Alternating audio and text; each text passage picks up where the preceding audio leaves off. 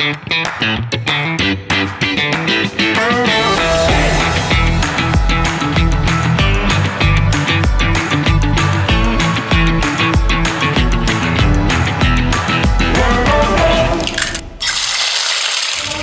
Chris, thank you very much for joining me at the Junction 23 truck stop and answering Commercial Motors reader questions. We've got a nice selection for you here. So, firstly, how long has it been now? It's only 4 or 5 months, isn't it? Yeah, just over 3 months that I've been enrolled. So time has gone amazing. It feels like 3 weeks really, but it's just over 3 months. Okay, and how are you finding it? How's the switch been from cars to trucks? Because you've had a life working for Volkswagen and Jaguar Land Rover. Jaguar Land Rover, yeah. I think what actually struck me was all the similarities, actually. Certainly in my responsibility in passenger cars, I've always been responsible for, if you like, the business-to-business, the fleet relationship. And the business-to-business relationship for passenger cars is very similar to the business-to-business relationship in trucks. The difference is that might be 20% of your business, whereas in the truck industry it's 100% of your business. Yeah. But you know, having been out to a number of the sites, you know, the workshops work in exactly the same fashion. There is absolutely no difference. The trucks are much bigger. Slightly surprisingly, the special tools to fix them actually are surprisingly about the same size. Actually, I was expecting them to be proportionately bigger as well. But it's the similarities that struck me rather than the fundamental differences. There are differences, but actually they're an awful lot alike. So, do you think your car background puts you at an advantage or a disadvantage?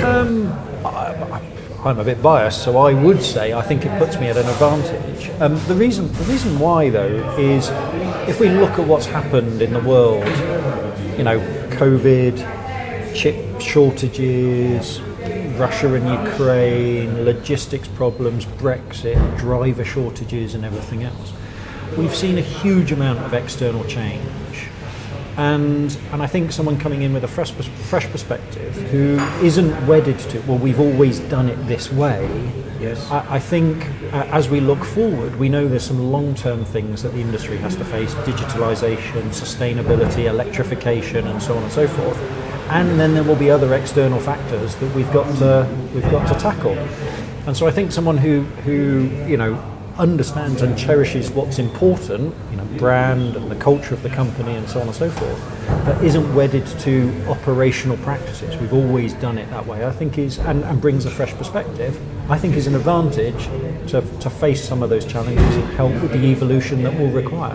What could the car industry learn from the truck industry? I think one of the things that the truck industry does brilliantly and the car industry doesn't is it views every customer relationship as a longer term thing. It doesn't view it as a single transaction, it views it as a long-term relationship. Yeah. And so therefore the solutions it puts in place when something goes wrong are part of a longer term relationship. It's ingrained within its culture and the way it thinks. Whereas in the passenger car industry they go, you're a customer, you're broken down, we'll solve that problem.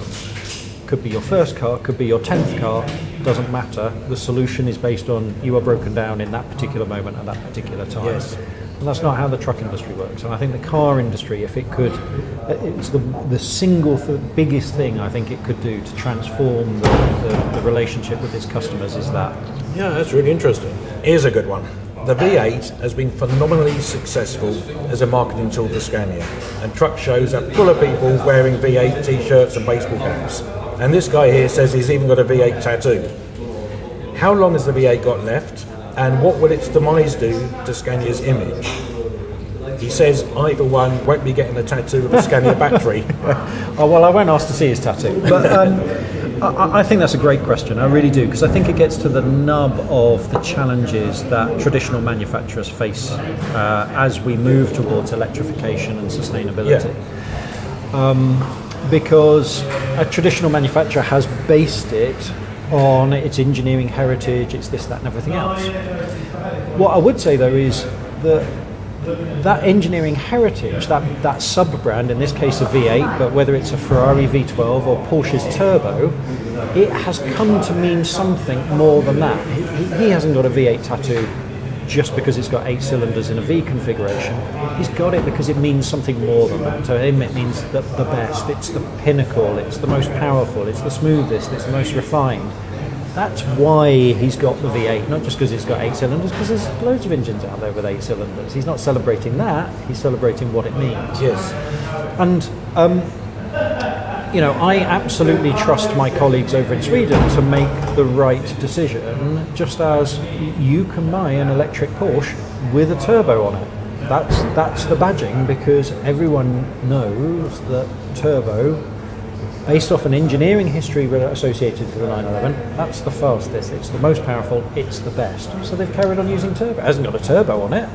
That's not the point, that's what it comes to mean. So my colleagues over in Sweden will make that decision as to what we do with the V8 brand. It's a fantastic brand, we should cherish it. But the good news is they don't have to make that decision in the near future. They've got plenty of time to make that decision. But it is something that the traditional manufacturers have to make those kind of decisions. But Porsche, Audi have done it as well. You can buy an electric e-tron with RS, and so on and so forth. So it's perfectly possible for these brands to live and breathe in the future. Yeah. So you turned up today in a stunning 770S, but you were in the passenger seat. I was. So safe to assume you don't have an HGV license? No, I don't.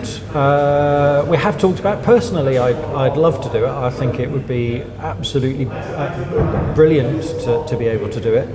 But the honest answer, it's not going to make me a better business person. It's not going to make me a better MD.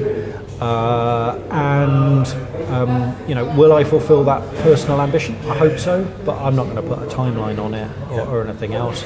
And equally, once I'd got it, would I really use it? I mean, it's a nice badge to have, but it would in reality be a badge. But I would be a badge I'd love to have. Let's not kid ourselves, because it's what a fantastic machine. It really is. Yes. Okay, what's your daily drive, and more importantly, what's in your garage? Okay. Well, so my daily drive is I drive an Audi e-tron. I think they're just rebadging it to an Audi Q8 e-tron, which is fantastic. And I've been driving electric cars for, 4, maybe even 5 years now. Well, probably a really early adopter then. Yeah, and it's amazing to see how much it's transformed. 4 years ago, public charging completely different to today. Couldn't find a 150 kilowatt charger, and it was if you couldn't charge at home, I would have said be careful. Now, absolutely fine. In the garage, I've got. It was my dad's car. It's a Daimler SB250. It's a V8, of course. Oh, fantastic! And it's been in the family almost since new. Someone owned it for 9 months before my father did. So I've known it when it was just a car. It wasn't a classic car. It was just a car, and it was the only car my dad had for many, many years. And then as it got older, he kept it, and it kind of became a classic car. And then sadly, when he passed away, I inherited it. And it's been in the family ever since. So it's early 60s then, yeah? Yeah, I think it was built in 61, but it's been in the family since 62. And does it get much use? A reasonable amount, yeah. My daughter and I, we went, we didn't know it was going to be at the time, but we booked a few days away down in Bath, and we went off in the Daimler. We just so happened we booked it on that hottest weekend of the year last year, so when it was like 38 degrees. So, but it ran absolutely fine. There were modern cars, breaking down and couldn't take the heat, and this just sailed through. I mean, it was pretty hot. There's no air conditioning. There's not a lot of heat insulation between you and the engine either. So in 38 degrees, it was pretty warm. Yeah, that's not pleasant. But we had a fantastic time. What was your perception of Scania before you joined the company, and how has it changed? My perception before I joined, I knew it had a great brand. I knew it had a great reputation. I had been told that it was very customer centric. So there are lots and lots of positives. The bit that's changed, because it's become real to me, not necessarily because it's changed, is there is a real sense of Scania family. The passion from the customers.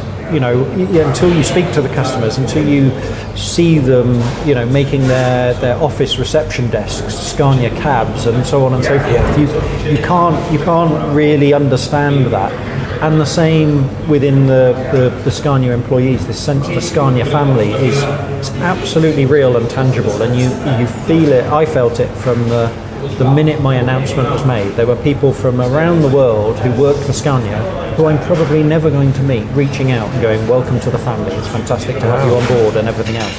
And I've genuinely never experienced anything like that in my career. And finally, what 3 people, dead or alive, would you most like to have dinner with, and why? Well, first up would be my dad. He passed away in my early 20s, and I think one of the things I'd encourage everyone is because I can't do it, is I knew him as a dad. I never really knew him as a man. I'm sure, he was a management consultant. I'd love to have a conversation with him about my career and my business, and use him as a sounding board, because he was a businessman as well. And I think so many people go through their lives always viewing their parents as, well, their parents. And I'd encourage anyone to get to know your parents as people, as adults. So having dinner with my dad would definitely be one of them. I think another one would be Freddie Mercury. Really? The first live band I ever saw was Queen at Wembley Stadium on the Kind of Magic tour. Yeah. And my youngest daughter's 15, and I said, right, you should go to a proper concert, and we'll take you to your first concert. Who do you want to go and see? And she said Queen. Now, okay, Freddie Mercury wasn't there, but there's just a fantastic, that my first live band is kind of scary as well. The first band I saw and the first band she saw live was the same band. But legend has it, he can throw a great party as well. So I'm sure. I'm sure that would be a fun evening. And then I love Formula One, so I'd go any one of Sterling Moss, Jenson Button, or James Hunt. I think they've all got stories to tell, and they're all pretty well known for being great company. So any one of those 3 for the last one, and then the first 2. Fantastic. Chris, thank you very much for your time. Hey, you're welcome. Fantastic. Cheers. Thank you. Cheers.